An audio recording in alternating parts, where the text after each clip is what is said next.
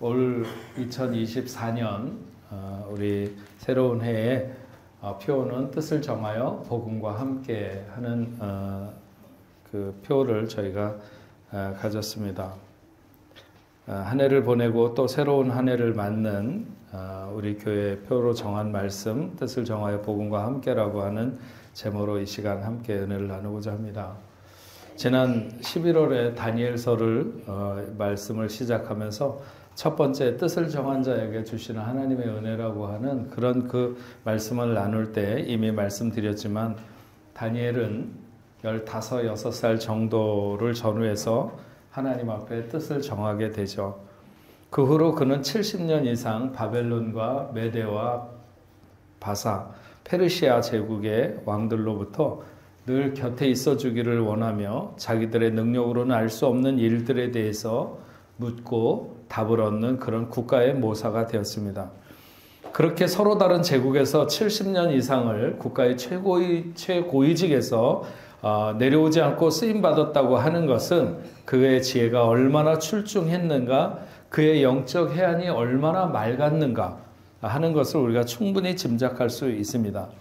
어쩌면 그가 포로가 되지 않고 그냥 유대 땅 베들레헴을 중심으로 살았어도 그의 생이 그만큼 존귀함을 얻지는 못하지 않았을까 이런 생각을 해보게 됩니다.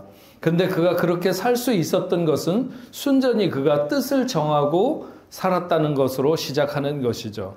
그것이 그의 삶을 관통하고 어떤 문제 앞에서도 막힘이 없는 그런 관통력을 갖고 살아가게 됩니다. 하나님이 특별한 은혜를 주심이 분명하지만 그런 은혜가 어떤 자에게 주어졌는가 하는 것이죠. 그것은 바로 뜻을 정한 자에게 하나님이 그런 은혜를 베푸셨다 하는 것입니다. 다리오 왕은 다니엘을 전국의 총리로 삼으려고 생각을 했었습니다. 그랬더니 이것에 대해서 다른 신하들이 시기를 했죠. 바벨론에서 한 자리를 했던 것도 잘 알고 있는데 메대와 바사를 오는 그런 모든 곳에서 그렇게 높아지는 것을 두고 보지 못하는 사람들이 있었던 것이죠. 그래서 그를 고발할 기회를 찾았지만 그가 하나님을 향한 자세에서밖에는 고발의 건수를 거기서 찾지 못하면 결코 그 허물을 찾을 수 없을 것이다. 이런 것을 알고 결국 그가 가진 하나님 앞에서의 태도를 문제 삼아서 고발하고 그를 사자굴에 던져놓게 됩니다. 다니엘을 아끼고 사랑했던 왕은 자기가 선포했지만 그것을 자기가 변개할 수 없는 어떤 금령이라고 하는 것 앞에 하는 수 없이 그를 사자굴에 던지는 것에 대해서 묵인할 수밖에 없었습니다. 만약 그가 하나님 앞에 뜻을 정하지 않았으면 이런 위험은 만나지 않았을 것입니다. 하지만 그가 그렇게 하나님 앞에 뜻을 정했기에 하나님이 사자들의 입을 틀어 막으시고 하나님의 보호를 입었을 때 반대로 다니엘을 참소하던 원수들은 그 모든 처자들과 더불어서 사자굴에 대신 던져지게 되는 거죠. 뜻을 정한다는 것은 항상 위험합니다. 항상 위기를 동반할 수 있어요. 그냥 아무런 생각 없이 살면 그런저런 위험을 다 피해갈 수도 있고 안 만날 수도 있지만 뜻을 정했기 때문에 위기를 만나는 것이죠. 그럼에도 그것은 오히려 왕 앞에서 다니엘을 더욱더 신뢰할 수 있게 할 뿐만 아니라 아무도 다니엘의 앞길을 막아설 수 없게 되는 그런 길을 열어놓게 됩니다. 우리나라에 저 광화문에 가면 세문안교회라고 하는 교회가 있는데 거기에 장로님 중에서 나희필이라고 하는 군 부대의 장성인 장로님이 계셨습니다. 이분의 일화가 굉장히 유명한 게 여러 가지 많이 있는데 이분도 다니엘처럼 뜻을 정한 거죠. 술과 담배를 안 하는 것은 물론이거니와 성도의 본분에 어긋나는 일은 안 하겠다 이렇게 뜻을 정합니다. 어느 날 이분이 지휘하는 부대가 매우 모범적이라고 하는 보고를 받고 그것을 축하하기 위한 만찬장에서 박정희 대통령이 장성들이 모인 자리에서 술을 한 잔 따라서 받으라고 하면서 주었습니다. 그랬더니 이 나장군이 대통령이 주는 술잔을 받지 못하고 한참을 머뭇거리고 있었습니다. 주변에 있는 모든 사람들이 손에 땀을 쥐고 지켜보면서 있는데 한참을 그렇게 있다가 그가 말했습니다. 각하, 저는 술을 못합니다. 저에게는 사이다를 한 잔 주십시오. 이렇게 얘기를 했다고 합니다. 그러니까 이 박 대통령이 굉장히 난감한 표정을 지으면서 있으니까 그 순간에 국방부 장관이 벌떡 일어나서 각하, 원래 나 장군은 술을 못합니다. 제가 받겠습니다. 제가 그 잔을 대신 받겠습니다 하면서 얼른 그 잔을 받아서 마셔서 그 분위기를 모면했다고 하는 것입니다. 그렇지만 이미 분위기는 상당히 어색해졌죠. 얼마 후에 만찬이 끝나면서 대통령은 이 나이필이라고 하는 장군 옆에 오더니 네가 진짜 기독교인이다. 그렇게 한마디 옆에서 중얼거리고 갔다고 하는 것입니다. 당시 경호실장이었던 박종규 씨가 다가와서 아니 선배님 해도 너무하십니다. 그래 국군 통수권자이시고 대통령이신 각하가 주시면 그냥 정중히 받아가지고 마시는 듯 입에만 대는 척하고 내려놔도 되지 않겠습니까? 대통령이 떠나가고 나서 다른 장수들도 다가와서 당신이 너무 경솔했다고 이 사람 저 사람 질책을 했습니다. 그러면서 누군가는 그렇게 당신은 아마 내일 책상을 빼야 될 수도 있어. 그는 정말 그럴 수도 있다고 생각이 되었습니다. 하지만 자기가 옷을 벗는다 할지라도 어찌할 것인가 그렇게 생각했지만 그러나 결과적으로는 오히려 그가 승진을 하게 됩니다. 훗날에 중앙정보부 차장을 뽑을 때도 김재규 씨가 이 나장군을 추천을 했고 대통령은 굉장히 믿을 만한 좋은 사람을 뽑았다고 좋아했다는 것입니다. 그것뿐만이 아니라 담배와 술 문제만이 아니라 월남으로 파병될 때는 항상 대만을 거쳐서 이렇게 월남으로 당시에 갔다고 그래요. 근데 이 대만에 도착하면 어떤 호텔에서 가면 여자들의 사진첩을 갖다 준다는 거예요. 그러면서 지정을 하면 그 여자를 불러주는데 이 나장군은 그런 것을 거절할 뿐만 아니라 새벽에 나갈 수 있는 교회를 알려달라고 그렇게 하는 등 여러 가지 일화를 많이 남겼다고 합니다. 그는 죽을 때까지 자신이 하나님 앞에 뜻을 정한 자로 그것을 지켜 살았습니다. 다니엘이 그랬듯이 다니엘의 친구들이 그랬듯이 그에게도 위험하거나 위기의 순간은 있었죠. 그럼에도 불구하고 그가 정한 뜻을 붙들고 살았고 68세의 세상을 떠나게 되었는데 당시 세문안교회 담임 목사였던 김동익 목사님께 그렇게 마지막 기도를 받으면서 그렇게 말했대요. 제가 끝까지 목사님을 더 잘 보필하지 못하고 먼저 떠난다고 하면서 하늘에서 뵙겠다고 그렇게 인사를 하고 세상을 떠났다고 합니다. 한 해를 보내는 이 시간에 우리에게 가장 큰 반성이 있어야 한다면 우리가 무엇을 하다가 실패를 했거나 아니면 어떤 것을 못 해낸 것이 아니라 뜻을 정하지 않은 그런 삶이 아니었는가 하는 것에 대해서 우리는 돌아봐야 합니다. 뜻을 정하지 않았으면 그 사람은 아무리 자기가 반듯하게 살려고 했어도 결국 그 인생이 갈지자의 인생이 될 수밖에 없는 그런 삶이었을 것입니다. 되는 대로 살았는데 하나님의 뜻대로 살았다. 이건 말이 안 되는 거예요. 그런 일은 없어요. 되는 대로 살다 보니까 하나님의 뜻대로 되었어. 살았어. 이것은 안 되는 말입니다. 그렇게 될 수는 없습니다. 바울도 다니엘처럼 뜻을 정하고 평생을 살았습니다.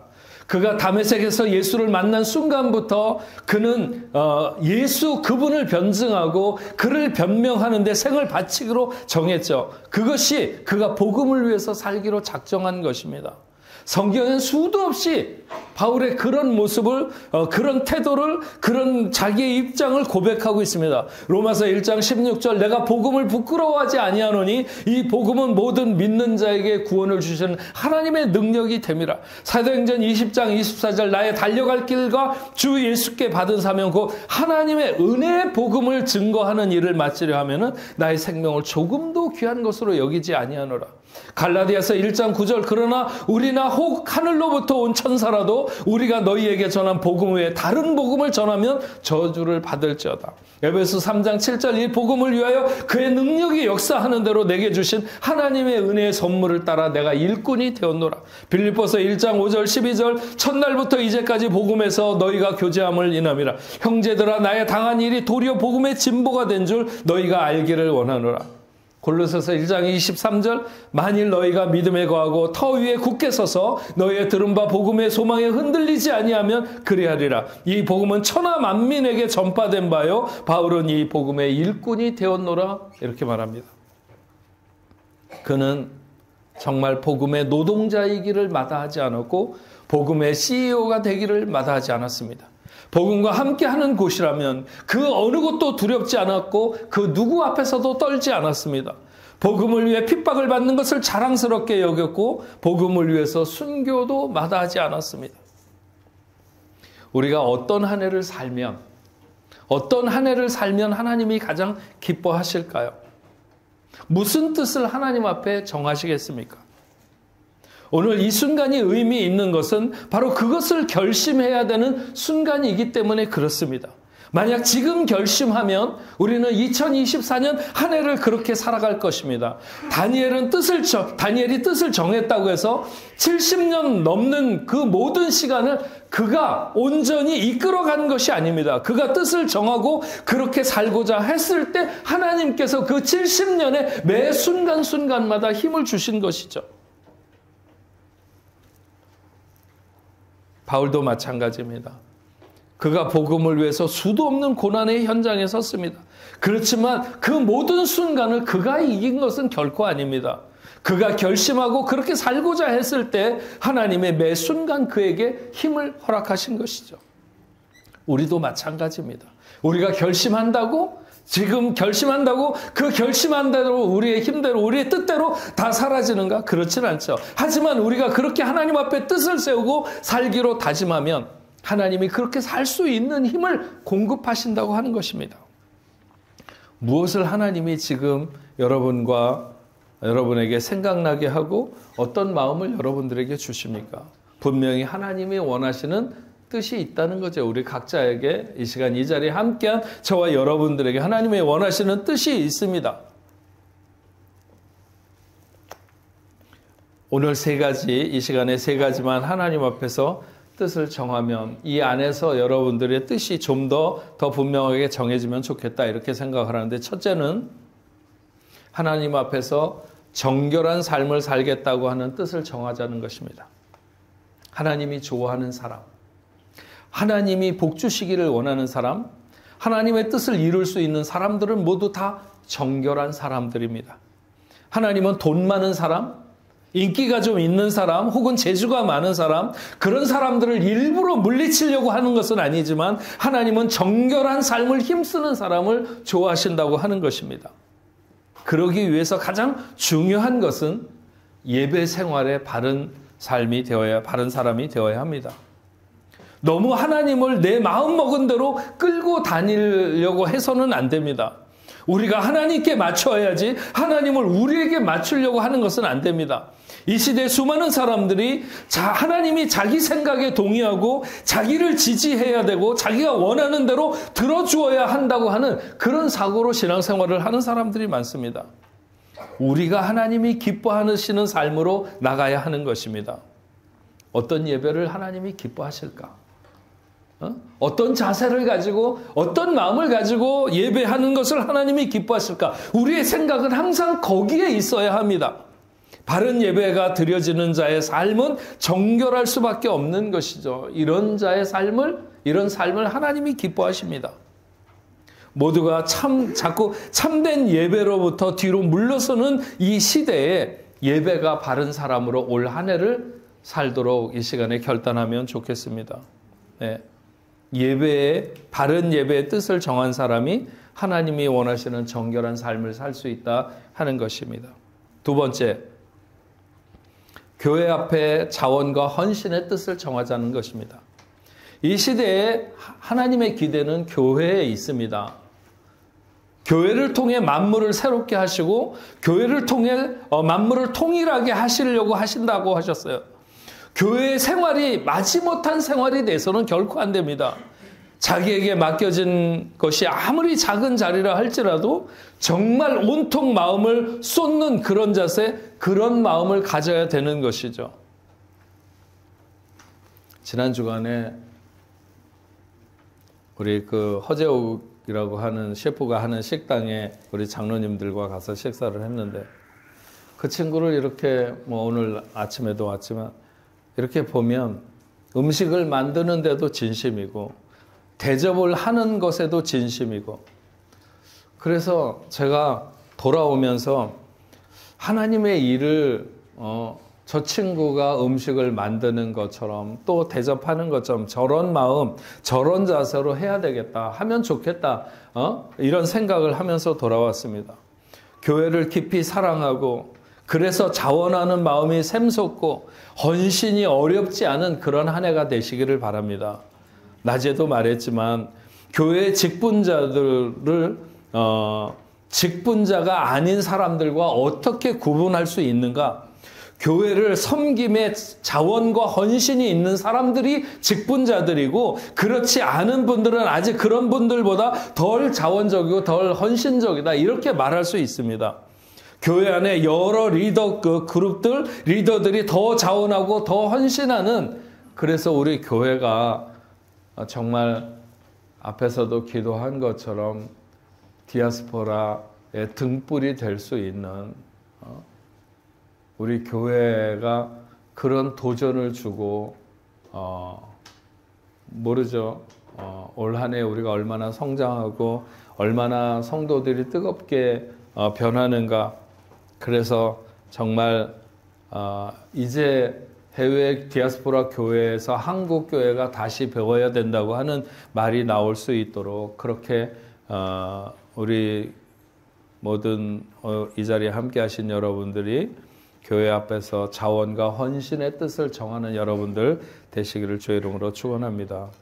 마지막 세 번째로 복음 앞에 열정을 갖기로 뜻을 정하자는 것입니다. 내가 오늘 구원의 백성이 된 것은 누군가 목숨이라도 아깝지 않게 던진 사람에 의해서 그 복음은 오늘 우리에게 전달된 것입니다. 지난번 아프리카를 다녀와서도 말씀드렸지만 정말 예수님처럼 바울처럼 그렇게 평생 살기를 원해서 그 아프리카에 가서 삶을 드리는 선교사들도 수도 없이 많습니다. 불어권에 영어권보다는 10분의 1도 안 되는 선교사들이지만 그래도 안 들어간 나라가 없이 정말 그 오지 차드 그 차드도 오지잖아요. 근데 거기서도 한 10시간씩 차로 가면 한 이틀은 가야 되고 비행기를 타고 그렇게 한참 가야 되는 그런 구석까지 다 내려가서 복음을 전하는 그런 선교사들이 있습니다.